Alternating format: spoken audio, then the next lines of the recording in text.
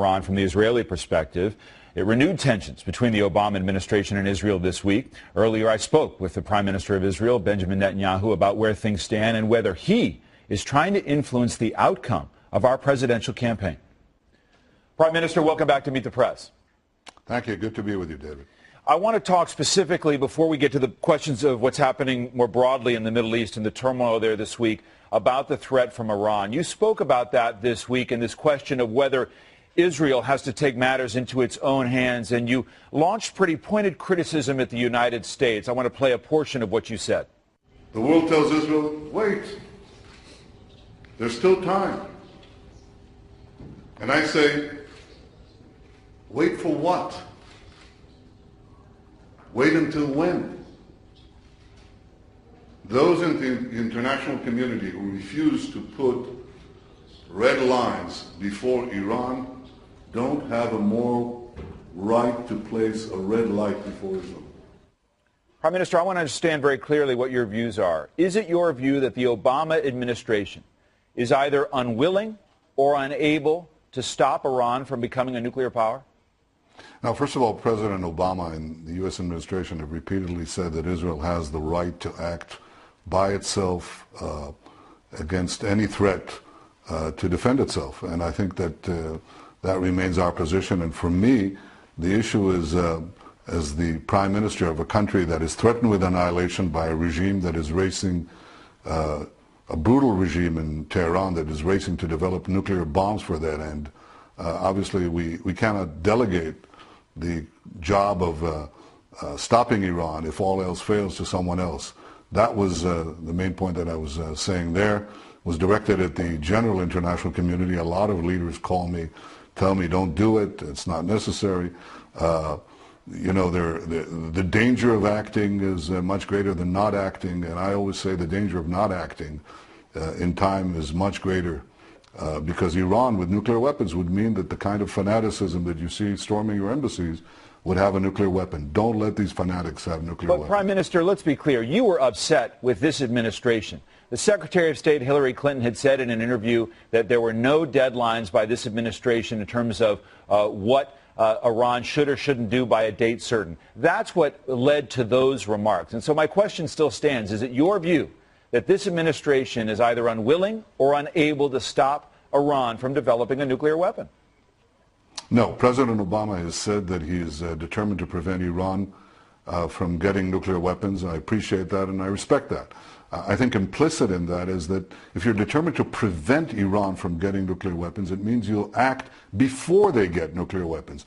I just think that it's important to communicate to Iran that there's a line that they won't cross. I think a red line in this case works to reduce the chances of the need for military action, because once the Iranians understand that there's a line that they can't cross, they're not likely to cross it. You know, when President Kennedy set a red line in the Cuban Missile Crisis, he was criticized, but it turned out it didn't bring war. It actually pushed war back and probably purchased decades of peace with the Soviet Union. Conversely, when there was no American red line set before the Gulf War, Saddam Hussein invaded Kuwait, and maybe that war could have been avoided. And I can tell you, David, that Iran has been placed with some clear red lines on a few matters, and they've avoided crossing them. So I think that as they get closer and closer and closer to the achievement of weapons-grade material, they're very close. They're 6 months away from being about 90% of having the enriched uranium for an atom bomb. I think that you have to place that red line before them now, before it's too late. That was the point that I was making. As a Prime Minister of Israel, has Iran crossed your red line? Well, the way I would say it, David, is they're in the red zone. You know, they're in the last 20 yards, and you can't let them cross that goal line. You can't let them score a touchdown, because that would have unbelievable consequences, grievous consequences for the peace and security of us all, of the world, really. That seems to be a newer development from your way of thinking, that they are now in a red zone. And to use the sports metaphor, you won't let them cross the goal line. Is Israel closer to taking action into its own hands? We always reserve the right to act, but I think that if we are able to coordinate together a common position, we increase the chances that neither one of us will have to act. Iran is very cognizant of the fact of its degrees of freedom, and as the IAEA report says, not only have they not stopped, they actually rush forward. They're rushing forward with their enrichment program, and I think it's very important to make it clear to them that they can't just proceed with impunity. Your criticism, your calling on President Obama to set this red line comes in the middle of a heated presidential campaign. You understand the American political system very well. You're very sophisticated in that regard.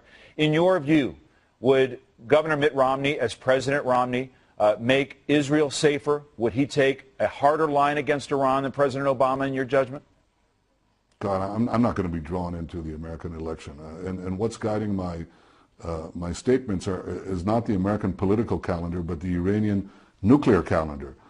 They're just, if they stopped spinning the centrifuges and took time out for the American elections, I wouldn't have to talk, and I wouldn't have to raise this issue. But as the Prime Minister of Israel, knowing that this country committed to our destruction is getting closer to the goal of having weapons of mass destruction, then I speak out. And it's really not a partisan political issue. And I think it's important for anyone who's the President of the United States to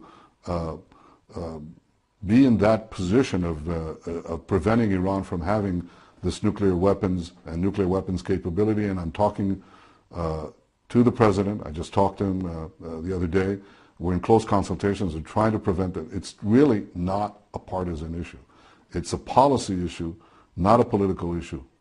Well, but it may not be a partisan issue. You've known Mitt Romney a long time. The reality is, tell me if you disagree, that Governor Romney, just in an interview this week, said that his position is very much the same as President Obama. They are both committed to preventing Iran from acquiring a nuclear weapon.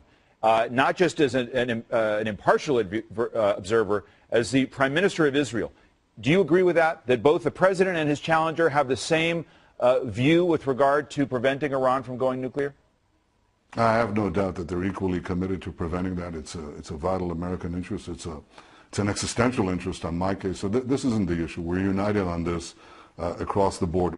Why can't Iran be contained just as the Soviet Union was? There are those in your country and in the United States who believe that a containment strategy would actually work. I think Iran is very different. They put their zealotry above their survival. They have suicide bombers all over the place. I wouldn't rely on their rationality. Since the advent of nuclear weapons, you've had countries that had access to nuclear weapons who always made a careful calculation of cost and benefit.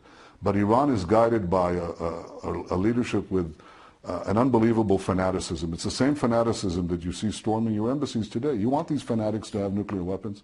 I mean, I heard some people suggest, David, I actually read this in the American press. They said, well, if you take action, that's a lot worse than having Iran with nuclear weapons. Some have even said that Iran with nuclear weapons would stabilize the Middle East. Stabilize the Middle East. I think the people who say this have set a new standard for human stupidity. We have to stop them. Don't rely on containment. That is not the American policy. It would be wrong. It would be a grave, grave mistake. Don't let these fanatics have nuclear weapons. It's terrible for Israel. It's terrible for America. It's terrible for the world. Prime Minister, one more question on the American election. You have been accused this week by pundits in this country of trying to interfere in this presidential election, siding with Governor Mitt Romney. Now, Governor Romney, for a year, and he said it in his convention speech, has said, quote, President Obama has thrown allies like Israel under the bus. Do you agree or disagree with Governor Romney's charge? It's a serious charge. Well, you're trying to get me into the American election, and I'm not going to do that. The relationship between Israel and the United States is a bond it's just a very powerful bond. It was, it is, and will be. It will continue to be. And I can tell you there's no leader in the world who's more appreciative than me of the strength of this alliance. It's very strong. There's no one in Israel who appreciates more than me the importance of American support for Israel. It's not a partisan issue. In fact, we cherish the bipartisan support of Democrats and Republicans alike. This is critical for us. But Prime Minister, with respect, if I may just interrupt you. That I think There are tens of millions of Americans who are watching that speech, who hear that rhetoric, who hear that charge, who may not understand the complexities of this issue. You are the leader of the Jewish people. You say this is not a partisan issue. You get billions of dollars from direct foreign investment from this country, hundreds of millions of dollars from Americans, Jews and Christians alike from this country. It seems to me for you to remain silent on whether this administration has thrown Israel under the bus is tantamount to agreeing with the sentiment. So where do you come down on that specific charge against President Obama? No, there you go again, David. You're trying to draw me into something that is simply not the case, and it's not my position. My position is that we have strong cooperation. We continue to cooperate. We're the best of allies, and Israel is the one reliable ally of the United States. So President Obama has not thrown Israel under the bus until yesterday. So there's no bus, and we're not going to get into that discussion except to say one thing. We have a strong alliance, and we're going to continue to have a strong alliance. I think the important question is where does the only bus that is really important is the Iranian nuclear bus. That's the one that we have to derail, and that's my interest. That's my only interest. Final question on the broader Middle East and what we're seeing this week. This anti-American and indeed anti-Israeli rage throughout the Middle East, attacking our embassy, killing a United States ambassador, as you well know. What has been unleashed, and what can the United States and its allies specifically do to contain it?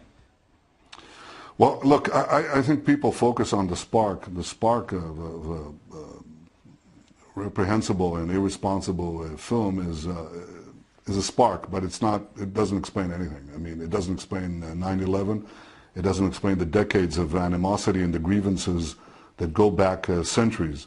In fact, there's a tinderbox of hatred here from a virulent strain of Islam that takes moderate Muslims and Arabs and attacks them first, but seeks to deprive all of us of the basic values that we have. They're against human rights, they're against the rights of women, they're against freedom of religion, they're against freedom of speech and freedom of expression.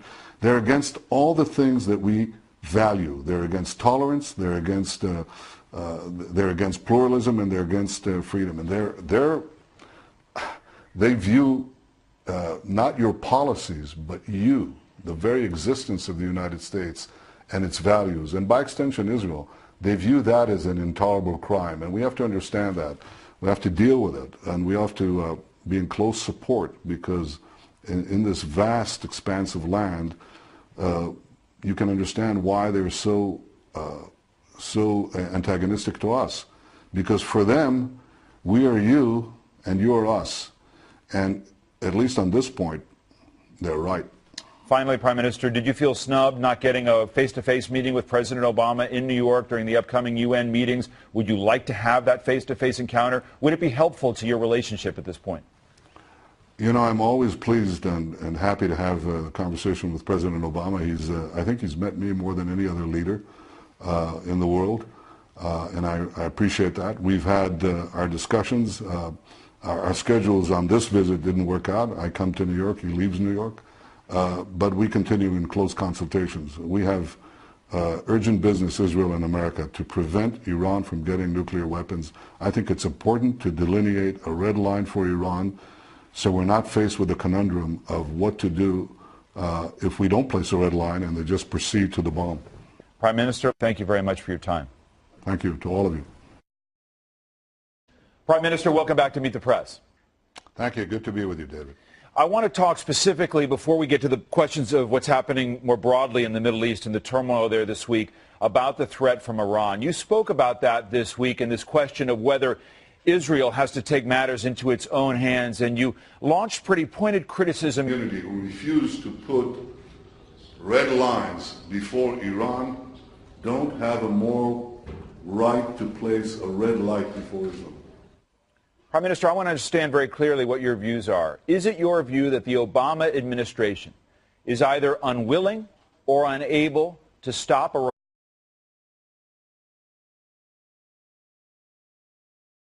Iran from the Israeli perspective? It renewed tensions between the Obama administration and Israel this week. Earlier, I spoke with the Prime Minister of Israel, Benjamin Netanyahu, about where things stand and whether he is trying to influence the outcome of our presidential campaign.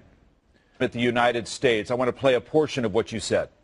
The world tells Israel, wait, there's still time. And I say, wait for what? Wait until when? Those in the international community... Iran from becoming a nuclear power? Now, first of all, President Obama and the U.S. administration have repeatedly said that Israel has the right to act by itself against any threat to defend itself. And I think that that remains our position. And for me, the issue is, as the Prime Minister